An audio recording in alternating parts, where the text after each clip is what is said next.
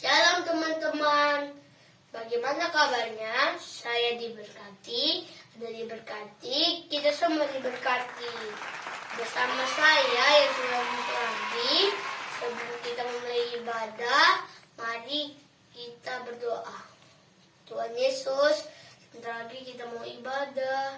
Semoga ibadah ini kita kertiin ya Tuhan. Semoga kita dilindungi dari virus-virus yang jahat ya Tuhan. Tuhan, ibadah ini semoga diberkati. Dalam nama Tuhan Yesus, amin.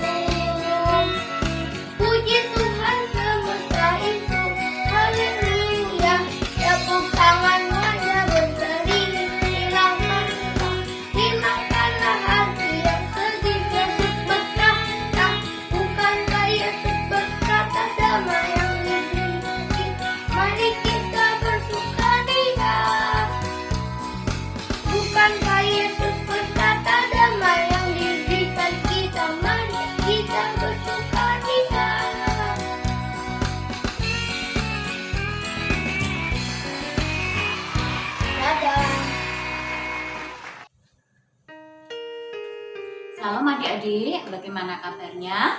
Saya diberkati, Anda diberkati, kita semua diberkati. Saat ini kita akan bersama-sama belajar kebenaran firman Tuhan. Tetapi sebelumnya kita akan berdoa terlebih dahulu. Mari kita berdoa. Bapa kami yang di surga, kami bersyukur kepadamu untuk kasih dan kebaikan-Mu yang selalu melimpah di dalam kehidupan kami. Terima kasih Tuhan untuk saat pagi hari ini ketika kami akan bersama-sama mendengarkan firman-Mu. Tuhan menolong kami supaya kami boleh menjadi seorang murid yang boleh mendengarkan setiap firman-Mu dengan baik, sehingga Tuhan kehidupan kami boleh semakin disempurnakan seperti Engkau ajari kami Tuhan, untuk kami boleh menjadi pelaku-pelaku firman di dalam kehidupan kami, hingga kehidupan kami Tuhan boleh menjadi berkat bagi banyak orang. Di dalam nama Tuhan kami Yesus Kristus kami mengucap syukur dan berdoa. Haleluya, amin. Nah, firman Tuhan pada pagi hari ini berjudul Dimerdekakan oleh Firman Allah. Ya, judulnya adalah Dimerdekakan oleh Firman Allah. Diambil dari 2 Timotius pasal yang kedua ayat 8 sampai dengan ayat yang ke-10. Nanti kita akan bacakan 2 Timotius pasal 2 ayat 8 sampai dengan ayat yang ke-10. Demikianlah firman Tuhan. Ingatlah ini, Yesus Kristus yang telah bangkit dari antara orang mati, yang telah dilahirkan sebagai keturunan Daud, itulah yang kuberitakan dalam Injilku. Karena pemberitaan Injil inilah aku menderita, malah dibelenggu seperti seorang penjahat. Tetapi firman Allah tidak terbelenggu. Karena itu, aku sabar menanggung semuanya itu bagi orang-orang pilihan Allah, supaya mereka juga mendapat keselamatan dalam Kristus Yesus dengan kemuliaan yang kekal. Kita ulangi di bagian ayat yang ke-9. Karena pemberitaan Injil inilah aku menderita, malah dibelenggu seperti seorang penjahat. Tetapi firman Allah tidak terbelenggu. Tetapi firman Allah tidak terbelenggu. Jadi surat ini ditulis oleh Rasul Paulus kepada Timotius. Kondisinya saat itu adalah Rasul Paulus sedang dipenjara karena menyampaikan atau mengabarkan Injil kebenaran mengenai Kristus, ya. Di sana dikatakan dia dibelenggu. Dibelenggu itu apa? Dirantai. Jadi di penjara kemudian dia dirantai. Jadi kalau dipikir-pikir waktu itu Rasul Paulus sedang mengalami yang namanya penderitaan. Tapi ternyata walaupun dia di tengah penderitaannya, dia masih tetap bisa memberikan semangat kepada Timotius untuk dia boleh selalu tetap tabah menghadapi segala penderitaan. Terutamanya ketika dia sedang menyampaikan Injil mengenai Kristus. Nah, kita fokus kepada ayat 9 bagian akhir. Tetapi firman Allah tidak terbelenggu. Nah, di sini ternyata yang membuat Rasul Paulus tetap bisa mengalami sukacita dan dia bertahan di dalam penderitaannya itu adalah karena dia memiliki suatu keyakinan bahwa firman Allah itu tidak terbelenggu. Nah, apa maksudnya firman Allah itu tidak terbelenggu? Nah, ada 3 maksud di sini ya, nanti kita akan jelaskan satu persatu. Maksud yang pertama adalah ketika Paulus mengatakan bahwa firman Allah tidak terbelenggu, itu artinya firman Allah memiliki otoritas di dalam kehidupan kita. Ya, nanti kita ulangi. Maksud yang pertama adalah firman Allah memiliki otoritas atas hidup kita. Segala sesuatu yang terjadi di dalam kehidupan kita itu terjadi dan seizin atas Tuhan. Kalau Tuhan berfirman A, maka jadilah A. Tuhan berfirman B, maka jadilah B. Nah, tugas kita adalah sebagai anak-anak Allah yang meyakini bahwa firman Allah mempunyai otoritas dalam kehidupan kita, ya kita harus taat kepada firman Allah itu sendiri. Ada 2 contoh nih. Yang pertama adalah ketika waktu itu bangsa Israel dikejar oleh pasukan Mesir ketika akan melepaskan diri dari perbudakan di tanah Mesir, apa yang terjadi? Tuhan berfirman kepada Musa supaya Musa mengangkat tongkatnya gitu kan, sehingga nanti laut Tebrau itu akan airnya minggir gitu ya, airnya minggir dan orang Israel bisa menyeberang. Yang dilakukan Musa apa? Ya taat. Dia nggak banteng tongkatnya, yang dilakukan dia diangkat tongkatnya, terjadilah sesuai dengan firman Tuhan. Airnya menyingkir, orang Israel bisa lewat, kemudian mereka terbebas dari kejaran tentara-tentara Mesir. Yang kedua, ketika orang Israel mengelilingi tembok Yeriko. Waktu itu Tuhan hanya berfirman, kelilingi saja tembok Yeriko itu, pokoknya tapi nggak boleh bersuara gitu ya. Yang dilakukan itu ya berkeliling aja. Dan ketika mereka menaati firman Allah itu, maka sesuatu yang besar terjadi, robohlah tembok Yeriko itu. Jadi kita harus sadar penuh bahwa hidup kita ini ya sepenuhnya ada di dalam otoritas firman Allah. Apapun yang terjadi itu semua sesuai dengan kehendak Allah, sesuai dengan firman-Nya. Yang bisa kita lakukan adalah hidup taat. Ya, hidup taat, tetap hidup benar, melewati semuanya sesuai dengan firman Tuhan. Seperti itu. Yang kedua, yang dimaksud firman Allah tidak terbelenggu itu apa? Firman Allah itu adalah firman yang dinamis. Apa itu artinya? Firman yang tetap sama. Dulu, sekarang, dan selama-lamanya itu ya tetap sama. Dia adalah memiliki kuasa. Ya, jadi ingat, yang namanya firman Allah itu memiliki kuasa atas kehidupan kita. Mulai dari dulu, dari zaman dulu itu sudah banyak tuh kesaksian-kesaksian bagaimana berkuasanya firman Allah atas orang-orang Israel dan orang-orang pada zamannya dulu.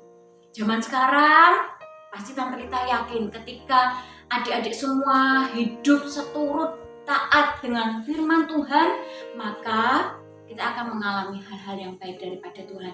Dan nanti ya yang akan datang, kalau kita tetap taat di dalam firman itu, maka firman itu juga akan memiliki kuasa di dalam kehidupan kita. Hal-hal yang besar bisa terjadi di dalam kehidupan kita. Kemudian yang ketiga, ya, apa yang dimaksud firman Allah itu tidak terbelenggu?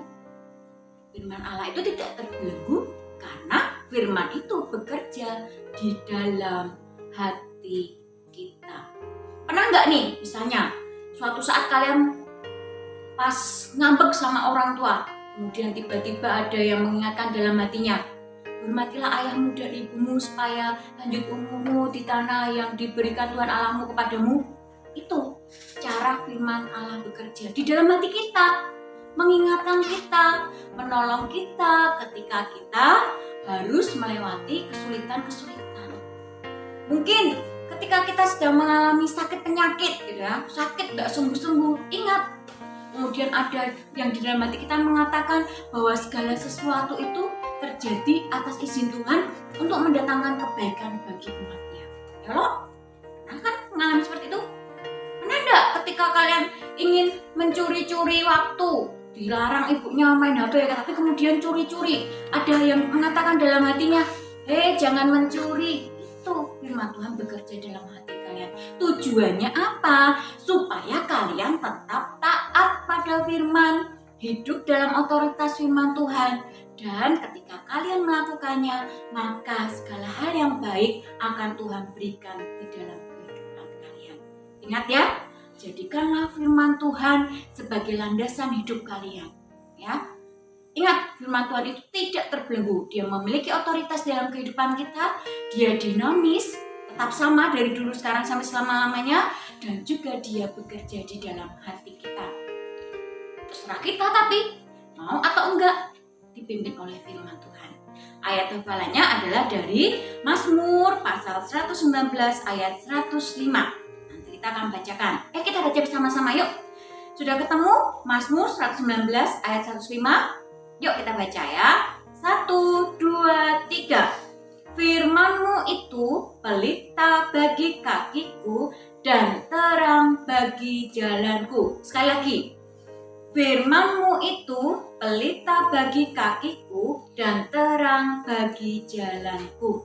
Jadi ketika kita percaya pada firman Tuhan dan menjadikan dia sebagai pelita itu apa ya? Terang gitu ya. Kalau kita jalan tapi nggak ada terang, apa yang terjadi? Bisa nubruk-nubruk ke kanan ke kiri, sakit gitu ya. Tapi kalau ada terang, kita bisa melihat jalan yang benar, maka kita bisa sampai kepada tujuan kita. Nah sama, firman Tuhan kita itu menolong kita pada jalan yang benar sampai kita pada tujuan kita. Tujuan kita apa? Ya hidup yang kekal. Hidup kekal itu apa? Hidup di surga bersama Bapa. Caranya gimana? Ya harus hidup seturut dengan firman itu. Gak boleh belok-belok ke kanan ke kiri. Harus lurus sesuai dengan firman. Nanti ya semuanya, ingat jadikanlah firman Tuhan sebagai pelita saat kalian melangkah. Mulai sekarang ini ataupun nanti ketika kalian beranjak remaja, dewasa dan seterusnya, pegang firman sebagai penuntun hidup kalian supaya hidup kalian bisa mengalami hal-hal yang baik yang telah Tuhan sediakan bagi kalian. Amin. Mari kita berdoa. Terima kasih Tuhan untuk firman-Mu pada pagi hari ini. Mohon ampun untuk keterbatasan hamba-Mu. Tuhan yang akan menolong mereka, menolong anak-anak, memahami apa yang menjadi maksud Tuhan di dalam kehidupannya. Tuhan menolong anak-anak ini, anak-anak JC ini untuk terus bertumbuh di dalam kasih-Mu, untuk mereka terus belajar taat kepada Tuhan dalam segala kehidupannya. Sehingga keberadaan mereka Tuhan, dimanapun mereka berada, boleh menjadi berkat. Di dalam nama Tuhan kami Yesus Kristus, kami mengucap syukur dan berdoa. Haleluya. Amin. Luar biasa tadi ya, kita sudah dengar firman Tuhan dari Tante Lita ya. Kita percaya firman Tuhan ini yang bisa membuat adik-adik semakin dalam, semakin mengerti firman Tuhan dan menjadikan firman ini menjadi rema dalam kehidupan adik-adik, dan adik-adik menjadi karakter yang luar biasa di dalam Kristus. Ya, amin adik-adik ya. Mari adik-adik bangkit berdiri, kita terima berkat yang daripada Tuhan. Angkat tanganmu dan arahkan mata hatimu pada Tuhan Yesus, Tuhan segala berkat. Tuhan memberkati dan melindungi engkau. Tuhan menyertai engkau dengan wajah, memberi kau kasih karunia. Tuhan menghadapkan wajah dan memberi kau damai sejahtera. Diberkatilah engkau pada saat meninggalkan ibadah online ini, dan diberkatilah engkau pada saat menerima berkat firman Tuhan. Terimalah dan bawalah berkat-berkat yang terbaik yang berasal dari Allah Bapa, kasih sayang dari Yesus Kristus, dan persekutuan indah dan Roh Kudus menyertai kehidupan adik-adik sekarang sampai selama-lamanya hingga Maranatha Tuhan Yesus Kristus datang kedua kali ya. Mari adik-adik sudah terima berkatnya, katakan bersama dengan Amin.